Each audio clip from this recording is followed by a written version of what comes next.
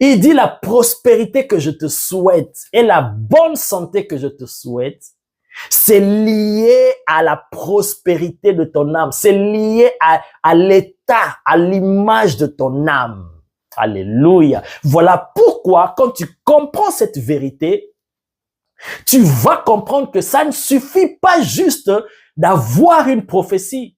Ça ne suffit pas juste d'avoir des déclarations prophétiques sur toi. Ça ne suffit pas. C'est lié à beaucoup d'autres paramètres.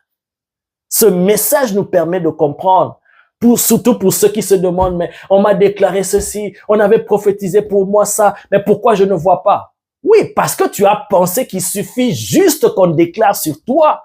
Il suffit juste qu'on prophétise sur toi et les choses vont s'accomplir toutes seules, sans ton intervention. Bien-aimé, c'est là où tu t'es trompé. Le Saint-Esprit veut ouvrir notre intelligence pour comprendre.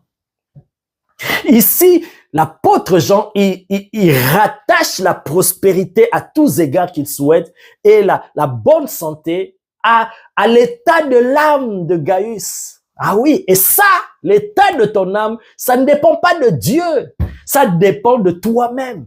Qu'est-ce qu'il y a dans ton âme? Pourquoi? Parce que l'homme, tel que Dieu l'a créé, tel qu'il est constitué, il est constitué de 3 parties. Il y a l'esprit, l'âme et le corps.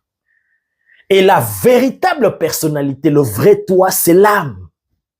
Et l'âme qui est toi, c'est par ton esprit que tu te connectes à Dieu. Donc, ton esprit te permet de te connecter à Dieu ou, entre parenthèses, à des réalités spirituelles. Parce que non seulement tu peux te connecter à Dieu, mais tu peux te connecter aussi au mauvais esprit, à Satan, le diable. Donc, par ton esprit, c'est pour te connecter à Dieu ou à la dimension spirituelle. Et par ton corps, tu te connectes aux réalités physiques, aux réalités matérielles. Ça veut dire, ce que tu dois vivre au niveau de ton corps, au niveau du physique, tout ce qui est prospérité physique, prospérité matérielle, prospérité financière et la bonne santé, toutes ces choses-là que tu dois vivre au niveau de ton corps dépendent de ton âme. Parce que la réalité, comment l'être humain fonctionne, dans la pensée de Dieu, c'est que Dieu communique à l'homme, mais Dieu communique à l'homme au travers de l'esprit de l'homme. Donc Dieu, quand Dieu te parle, toi homme, il ne parle pas à ton âme, il ne parle pas à ton corps, il parle à ton esprit. La Bible dit, l'esprit lui-même, le Saint-Esprit rend témoignage à notre esprit que nous sommes enfants de Dieu. Dieu qui est esprit communique avec nous au travers de l'esprit, de notre esprit. Donc Dieu donne à notre esprit et notre esprit donne à notre âme et notre âme donne au corps. Et c'est ce que nous vivons. Maintenant, si dans ton âme qui transmet directement au corps, parce que l'esprit ne peut pas donner directement au corps sans passer par l'âme.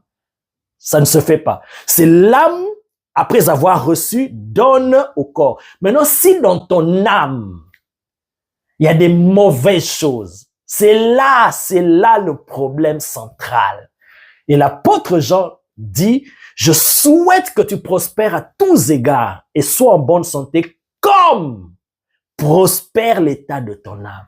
Bien-aimé, si ton âme est pourrie, si ton âme est souillée, quel que soit ce que Dieu t'a dit de lui-même, de par ses prophètes, tout ce que Dieu t'a donné, ça réside dans ton esprit. Mais pour que tu le vives matériellement, pour que les prophéties, la volonté de Dieu, tout le plan de Dieu qu'il a préparé pour toi, pour que tu le vives physiquement, bien-aimé, les choses doivent d'abord se passer dans ton âme. Mais si ton âme est polluée, si ton âme est pourrie, si ton âme est remplie de mauvaises choses, bien-aimé, tu ne pourras pas vivre ce que Dieu a prévu pour toi de bon. Ça va être compliqué.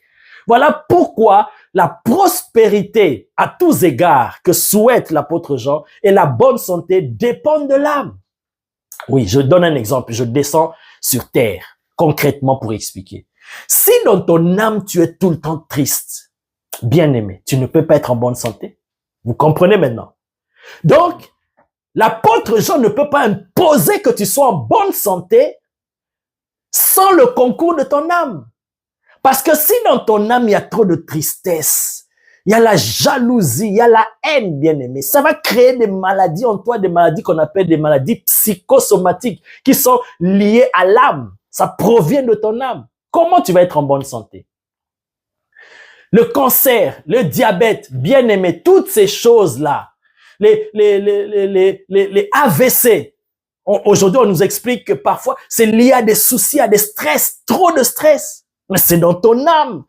Trop d'inquiétude, trop de peur, trop d'angoisse. Et ça modifie la circulation du sang, le battement de cœur, et ça provoque des maladies. Alors, comment tu peux être en bonne santé si ton âme d'abord n'est pas en bonne santé? Si ton âme d'abord n'est pas prospère? Parce que je vous ai défini, la prospérité, ce n'est pas d'abord l'argent. La prospérité, c'est l'état dans lequel on voit que tout va bien. Que ça soit au niveau de santé, au niveau même de ta maison, de tes enfants. C'est ça la prospérité.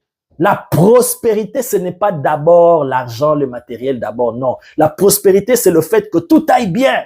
Tout va favorablement pour toi. Alors, comment est-ce que tu vas être en bonne santé si dans ton âme, il y a la tristesse? Comment est-ce que tu vas réussir, tu vas prospérer si dans ton âme, il y a la jalousie, il y a la rancune, il y a les envies, les meurtres, tout ce que Jésus a dit là, c'est du cœur que proviennent ces mauvaises choses. C'est dans l'âme. Alors, bien-aimé, tu comprends que ça ne dépend pas seulement que de Dieu pour que le plan que Dieu a formé pour toi s'accomplisse. Il y a beaucoup de choses qui sont liées à toi, au travail que tu dois faire. Et le travail dans l'âme, ce n'est pas le travail que Dieu va faire, c'est le travail que toi-même tu vas faire. Et d'ailleurs, c'est dans l'âme qu'il y a la volonté que j'ai parlé au début, le libre arbitre.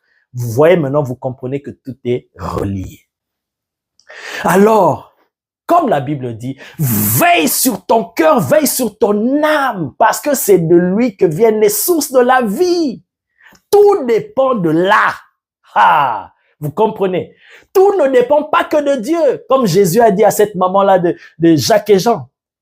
S'asseoir à ma gauche et à ma droite, ça ne dépend pas de moi. Ça dépend du... Est-ce qu'ils sont capables de payer le prix? Oui.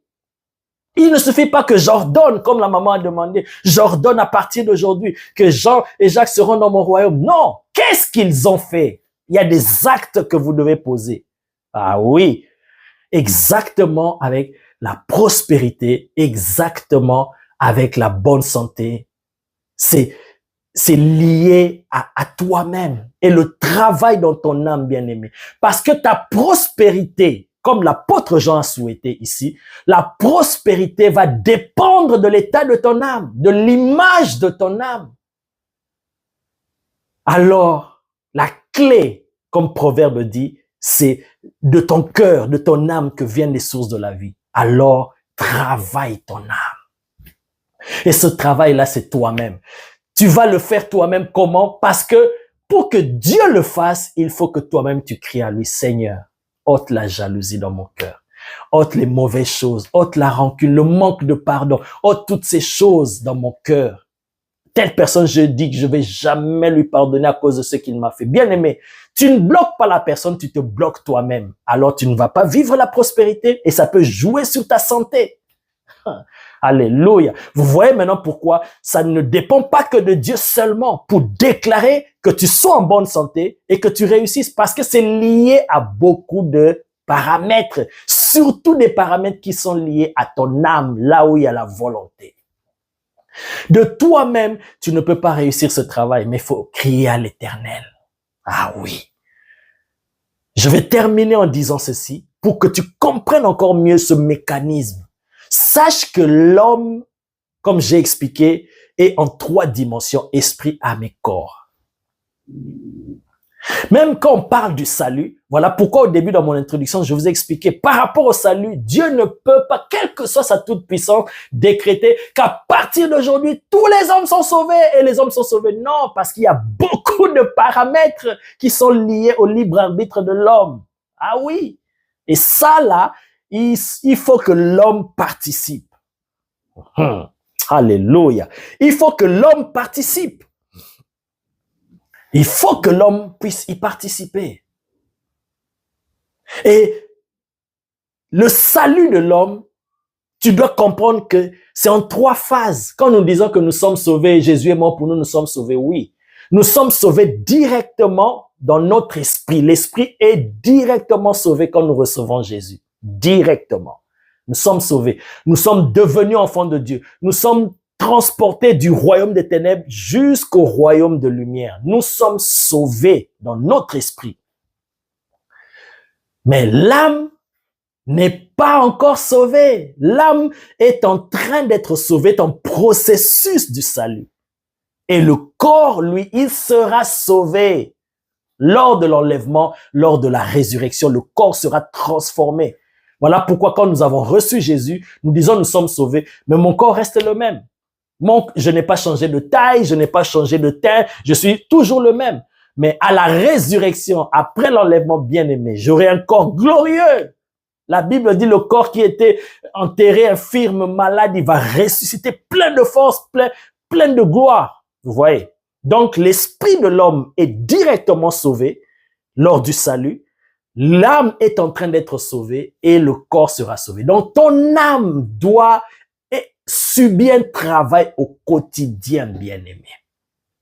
Et c'est important de faire ce travail parce que ta prospérité et ta bonne santé, selon 3 Jean 1-2, sont liées à l'état de ton âme. Qu'est-ce qu'il y a dans ton âme? Toi-même, pose-toi ces questions. Et le Seigneur ne pourra t'aider dans la mesure que toi-même, tu t'ouvres à lui, tu cries à lui et tu lui donnes accès. Il ne viendra pas s'imposer à toi. Il viendra pour t'aider si tu lui dis, Seigneur, aide-moi, tu lui tends la main. Et là, il va t'aider. Et là, tu vas vivre la prospérité de Dieu. Tu vas vivre le plan de Dieu. Tu vas vivre pleinement ce que Dieu a préparé pour toi. En dehors de ça, bien-aimé, en dehors de ce travail dans ton âme, tu ne pourras pas vivre pleinement ce que Dieu a déclaré pour toi. Voilà pourquoi, comprenons ces choses, comprenons ces lois spirituelles, le fonctionnement de ces lois spirituelles, ce mécanisme spirituel, l'ancien, le doyen Jean, il dit à Gaius, et l'Esprit de Dieu nous dit aujourd'hui, il souhaite, quelle que soit sa bonne volonté, quel que soit ce qu'il veut pour nous, quel que soit ce qu'il veut voir de meilleur pour nous, mais ça ne se limite que dans un souhait. Parce que ça ne dépend pas que de lui seulement, mais ça dépend de nous aussi, de beaucoup de paramètres, et ça demande notre participation. N'oubliez pas, nous sommes ouvriers avec Dieu. Alors comprends bien ceci et travaille dans ton âme. Fais sortir tout ce qui ne glorifie pas Jésus. Fais sortir les rancunes, les amertumes, les manques de pardon. Débarrasse-toi de toutes ces choses-là qui risquent de t'empêcher de vivre pleinement ce que Dieu a prévu pour toi. Moi, en tout cas, je veux vivre ce que Dieu a prévu pour moi. Je veux pas arriver au ciel et voir ce que je devais vivre, que je n'ai pas vécu et commencer à regretter. Mais je veux vivre. Et pour ça, bien-aimés, laissons Dieu pleinement agir en nous. Lorsqu'il dépose des choses, lorsqu'il a déposé des choses dans notre esprit, que l'esprit transmette à l'âme et que l'âme n'ait aucun problème à transmettre au corps. Parce que si dans ton âme, il y a la souillure, il y a la pourriture, bien-aimé, tu risques de ne pas recevoir pleinement ce que Dieu a donné pour toi. Mais lorsqu'il y a ce flux-là qui passe, tu vivras la gloire de Dieu et tu vivras la joie d'être un véritable enfant de Dieu, sans frustration, mais tu seras heureux, tu seras prospère, même si tu n'as pas encore l'argent matériel, mais bien aimé, tu seras prospère dans tout ce que tu fais, même le petit commerce que tu fais, tu vas réussir dans ça et ça te permettra de bien vivre avec ça, faire des projets plus que même celui qui a des millions. C'est ça la prospérité. C'est cette grâce, cet équipement-là qui t'accompagne. Et pour ça, bien aimé, ça dépend de ton âme.